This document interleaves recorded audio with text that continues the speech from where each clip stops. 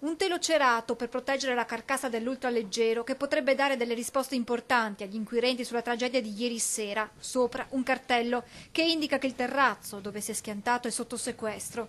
Il velivolo non è stato ancora rimosso. Si attende il via libera del magistrato che nelle prossime ore insieme ai carabinieri potrebbe effettuare un nuovo sopralluogo. La procura ha aperto un'inchiesta con l'ipotesi di omicidio colposo a carico di ignoti per far luce sul drammatico incidente costato la vita a Mario Ceccato e Yuri Bortoli. Bisognerà accertare cosa abbia provocato lo schianto contro la villetta di via Giorgione, se un malore o una varia tecnica.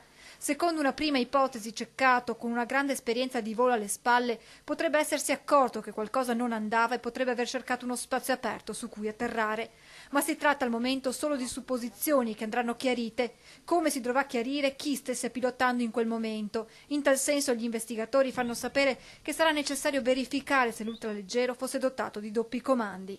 Interrogativi ai quali le indagini daranno una risposta. Intanto chi abita in questa tranquilla zona residenziale di Cairano è ancora sotto shock. La giovane coppia che vive con il figlio di appena 3 mesi nella villetta contro la quale l'ultraleggero ha terminato il suo volo non se la sente di parlare, provata da quanto accaduto e dal pericolo corso, come spiega il legale della famiglia. Si trovava all'interno della stessa stanza in cui si è abbattuto poi all'esterno questo velivolo.